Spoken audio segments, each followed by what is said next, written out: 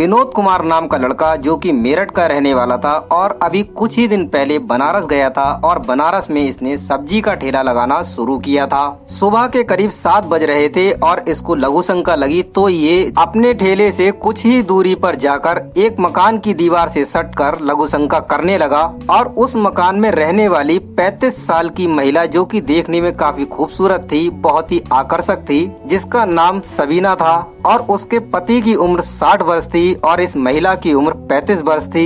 ये इस लड़के को लघु शंका करते हुए देख लेती है और जब इसकी नजर इसके प्राइवेट पार्ट पर पड़ती है तो देखकर दीवानी सी हो जाती है, क्योंकि इस लड़के का जो प्राइवेट पार्ट था वो नॉर्मल लड़कों से काफी अधिक बड़ा था। उसकी फिजिक और आकार काफी अलग था, जिसे देखकर ये सबीना काफी दीवानी सी हो गई और उसको ऐसा लगने लगा कि शायद उसकी जिंदगी में उसको इसी प्रकार का जीवन साथी चाहिए। सबीना रोजाना अपने बेटे को छोड़ने के लिए स्कूटी से जाया करती थी और लगातार उस लड़के को देखा करती थी, लेकिन इस बात से ये लड़का अनजान था और इसको इस बारे में कुछ भी पता नहीं था। दोस्तों, अगर आप कहानी पर आ गए हैं तो अंत तक बने रहिएगा, क्योंकि ये कहानी आपको एक बहुत ही अच्छी सीख देने वाली है। क्योंकि इस कहानी में सबीना इस लड़के को अपने प्रेम जाल में उलझा लेती है और उसके साथ अपने मन मुताबिक संबंध स्थापित भी करवा लेती है और उसके बाद लड़के के साथ करती है कुछ ऐसा जिसे सुनकर आप हैरान रह जाएंगे। इसीलिए अंत तक बने रहिएगा। आपसे एक छोटी सी गुजारिश है, अगर अभी तक आपने चैनल को सब्सक्राइब नहीं किया है तो कृपया कर लीजिए और वीडियो को अभी एक लाइक कर दीजिए। ये सबीना नाम की औरत जिसकी उम्र 35 वर्ष थी, ये रोजाना अपने बेटे को छोड़ने के लिए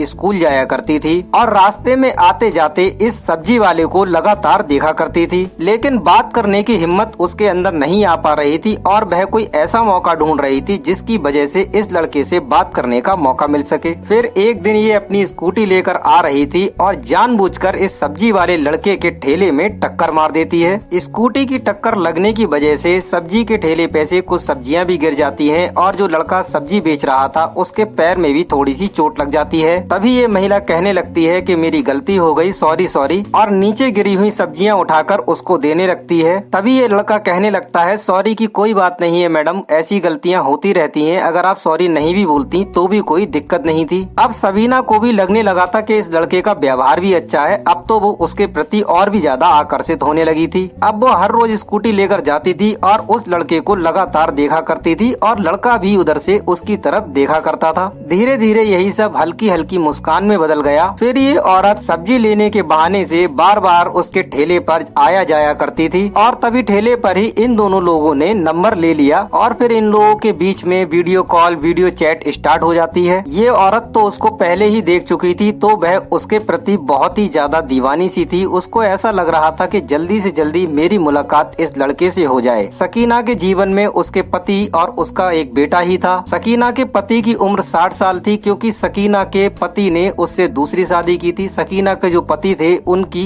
पहली पत्नी का स्वर्गवास हो गया था, जिसकी वजह से उनके जीवन में काफी खालीपन सा था। रुपए पैसे की उनके पास कोई दिक्कत परेशानी नहीं थी, लेकिन कमी थी तो एक बीवी की। इसीलिए कुछ साल पहले ही उन्होंने सकीना से शादी की थी। सकीना की उम्र केवल 35 वर्ष थी और पति की उम्र 60 वर्ष थी। इस वजह से इन लोगों के बीच वैवाहिक रिश्ते उस तरह से स्थापित नहीं हो पाते थे जिस तरह से सकीना चाहती थी। अब इधर सकीना की इस लड़के से बात होने लगी थी और ये लड़का भी उससे लगातार कॉल पे, वीडियो कॉल पे बात करता रहता था। फिर एक दिन सकीना कहने लगी, क्यों ना मिल लिया जाए। लड़का ये बात सुनता है तो कहता है, बिल्कुल आप सही कह रही हो, क्योंकि अब मुझे भी लगता है कि हम दोनों को मिल लिया जाए। लेकिन सकीना के पति रिटायर हो चुके थे तो वो दिन भर घर पे ही रहते थे, तो इन दोनों का घर पर मिलना पॉसिबल नहीं था। तभी सकीना एक प्लान बनाती है और अपने पति से कहती है कि मुझे अपनी माँ से मिलने जाना है, मुझे 2 से 3 घंटे का समय चाहिए, मेरी माँ की तबीयत ठीक नहीं है, मैं वहाँ से होकर आती हूँ। उसके पति भी कहते हैं, ठीक है, अगर माँ की तबीयत ठीक नहीं है तो आप हो आओ जाकर। सकीना घर से स्कूटी लेकर निकलती है और सीधे ओयो होटल पहुँचती है और वहाँ पहुँचकर इस लड़के को फोन कर देती है। लगभग आधे घंटे बाद ये लड़का भी वहाँ पर पहुँच जाता है और ये दोनों लोग होटल के रूम में पहुँच जाते हैं। उसके बाद ये लोग धीरे धीरे करके एक दूसरे के करीब आने लगते हैं और निर्वस्त्र हो जाते हैं और जब सकीना उसको निर्वस्त्र अवस्था में देखती है तो उसके प्रति और भी ज्यादा दीवानी हो जाती है और इन दोनों लोगों के बीच में संबंध स्थापित होने लगते हैं। लेकिन सकीना को एक खास पोजीशन काफी पसंद थी। उस खास पोजीशन में लगभग 3 से 4 बार वो उस लड़के के साथ संबंध स्थापित करती है। दोस्तों, ज्यादा खुलकर बोलना अच्छा नहीं रहता है। आप सब समझदार हैं, हम क्या कहना चाहते हैं आप समझ ही गए होंगे। आज सकीना को विनोद के साथ में वो चरम सुख मिल रहा था जो उसने अपने जीवन में अपने पति से कभी भी नहीं पाया था। वो उसके साथ में बहुत खुश थी और जैसे जैसे उसकी मर्जी हो रही थी वो वैसे वैसे उस लड़के के साथ में संबंध स्थापित कर रही थी। उस दिन लगभग 4 से 5 बार इन लोगों ने 4 से 5 घंटे के अंदर संबंध स्थापित किए थे, क्योंकि ये लड़का जो विनोद कुमार था ये भी शक्तिवर्धक गोलियां खाकर आया था और पहली बार इसकी इस महिला से मीटिंग थी तो ये अपना इम्प्रेशन खराब नहीं होना देना चाहता था। इसलिए इसने जमकर उस महिला के साथ संबंध स्थापित किए और जब ये लोग थक गए तो कुछ देर वहाँ पर रुके और उसके बाद अपने अपने घर पर चले आते हैं।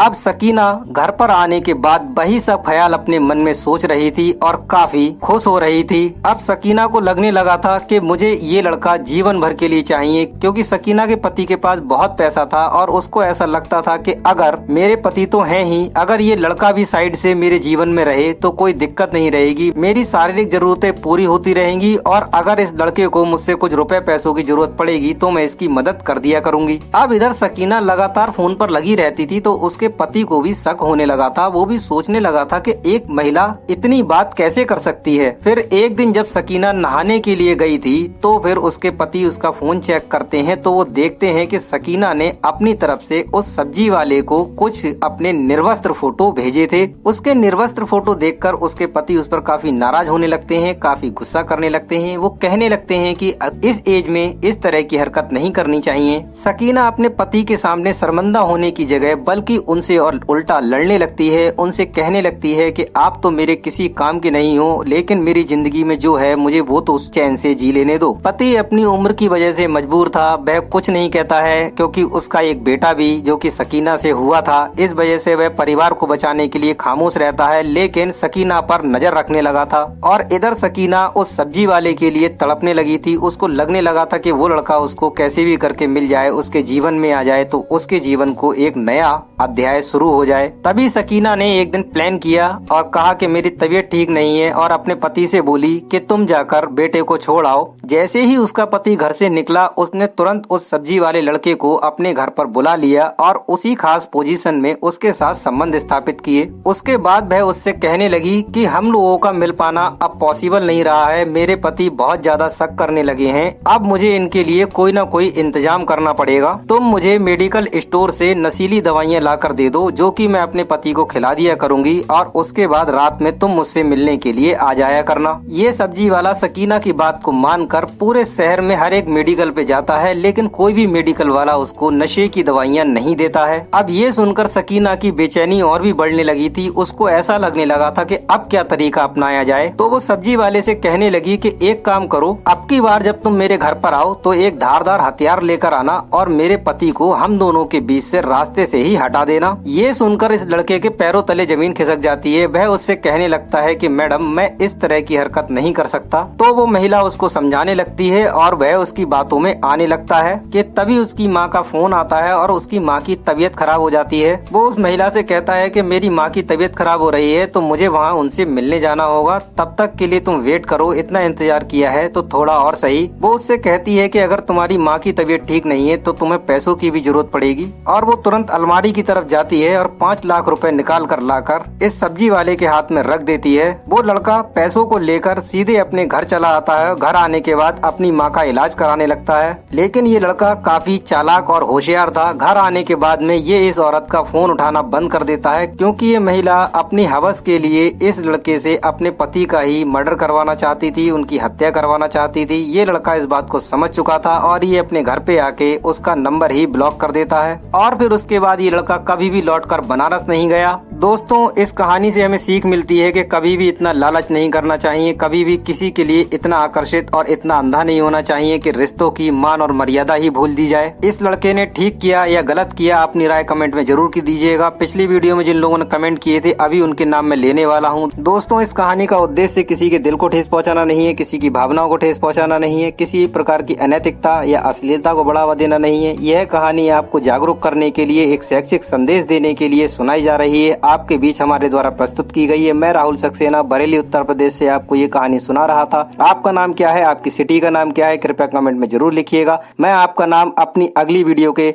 जरूर लूंगा। दोस्तों, पिछली वीडियो में ईश्वर अरोड़ा जी ने कमेंट किया था और उन्होंने बताया था कि गलती किस। ईश्वर अरोड़ा जी को बहुत बहुत धन्यवाद। इन्होंने कमेंट किया था इस वाली वीडियो पर जो जीजा और साली के रिश्ते पर आधारित थी। इन्होंने बताया है, वेरी राइट किया है, साली जीजा का रिलेशनशिप ओनली मजाक का है। ये जरूरी नहीं कि साली से बिना उसकी मर्जी के ब्लैकमेलिंग रिलेशनशिप बनाया जाए।